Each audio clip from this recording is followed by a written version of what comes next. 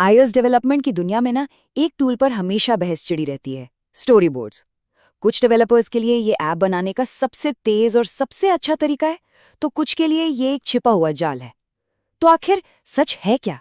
चलिए आज इसी की तह तक जाते हैं। तो सवाल यही उठता है, ये एक पावरफुल टूल है या फिर एक छिपा हुआ जाल? ये एक ऐसा फैसला है जिसका असर किसी भी प्रोजेक्ट की स्पीड और टीम के तालमेल दोनों पर पड़ सकता है। तो चलिए सबसे पहले इसके फायदों को समझते हैं। अब इससे पहले कि हम इसके फायदे और नुकसान में गोता लगाएं, पहले ये समझ लेते हैं कि ये स्टोरी बोर्ड आखिर है क्या भला। तो सीधे साधे शब्दों में समझिए, स्टोरी बोर्ड आपकी ऐप का एक विजुअल ब्लूप्रिंट है। मतलब ये सिर्फ ये नहीं दिखाता कि स्क्रीन कैसी दिखेंगी, बल्कि ये भी दिखाता है कि यूजर एक स्क्रीन से दूसरी स्क्रीन तक जाएगा कैसे। सब कुछ बिल्कुल एक ही नज़र में साफ। तो फिर इतना बवाल क्यों है भाई? क्योंकि स्टोरी बोर्ड के जो फायदे हैं ना, वो सच में बहुत लुभाते हैं। चलिए देखते हैं ऐसी क्या खूबियां हैं जो डेवलपर्स को इसका दीवाना बना देती है। देखिए, सबसे बड़ा फायदा विजुअल क्लैरिटी। कोड की हजारों लाइनों में खोने की जरूरत ही नहीं, पूरी ऐप का फ्लो एक नक्शे की तरह सामने होता है।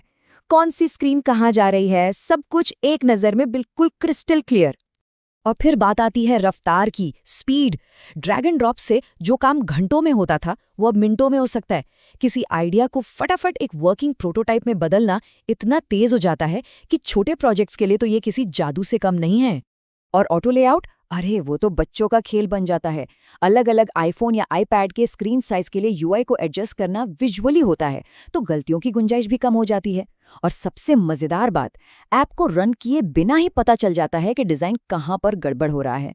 तो कुल मिलाकर देखें तो हमें मिलता है एक साफ विजुअल फ्लो, तेजी से प्रोटोटाइपिंग, आसान ऑटो लेआउट और हाँ, बहुत सारा बॉयलर प्लेट कोड लिखने से छुटकारा। सुनने में तो ये एकदम परफेक्ट टूल लगता है ना? लेकिन कहानी में एक ट्विस्ट है। जैसा कि कहते हैं, हर चमकती चीज सोना नहीं होती। अब जरा सिक्के का दूसरा पहलू भी देख लेते हैं, वो छिपी हुई मुश्किलें जो इस शुरुआती आसानी के पर्दे के पीछे इंतजार कर रही होती है। और यहीं से असली कंफ्यूजन शुरू होता है। जो चीज शुरू में तेज और आसान लगती है, वही प्रोजेक्ट के बड़ा होते ही नाजुक और कॉम्प्लेक्स बन जाती है। जो अकेले डेवलपर के लिए वरदान है, वही टीम के लिए एक बुरा सपना साबित हो सकता है।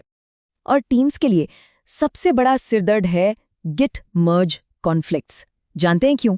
क्योंकि असल में एक स्टोरी बोर्ड बस एक बहुत बड़ी कॉम्प्लेक्स एक्सएमएल फाइल होती है। अब सोचिए, जब दो लोग एक ही फाइल को बदल दें तो उसे मर्ज करना एक बुरे सपने से कम नहीं। डेवलपर्स कोड सुलझाने के बजाय एक्सएमएल टैग्स से जूझते रह जाते हैं। और मुश्किलें सिर्फ यहीं तक नहीं है। जैसे जैसे ऐप बड़ा होता है, स्टोरी बोर्ड बहुत स्लो और भारी भरकम हो जाता है। यूआई एलिमेंट्स को दोबारा यूज करना, मतलब रीयूजेबिलिटी, बहुत मुश्किल हो जाती है। और यूआई कोड बिजनेस लॉजिक के साथ ऐसा चिपक जाता है कि बाद में कुछ भी बदलना एक बहुत बड़ा चैलेंज बन जाता है। तो हमने सिक्के के दोनों पहलू देख लिए। एक तरफ है स्पीड और आसानी, तो दूसरी तरफ है कॉम्प्लेक्सिटी और टीम्स के लिए सिरदर्द। तो आखिर फैसला क्या है? स्टोरी बोर्ड इस्तेमाल करें या ना करें? इसका जवाब सीधा हाँ या ना में नहीं है।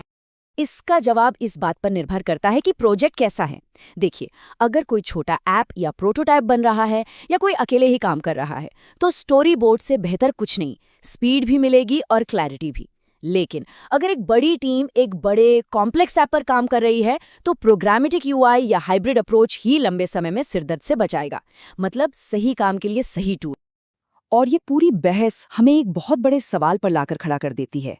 यूआई डेवलपमेंट का भविष्य आखिर है क्या?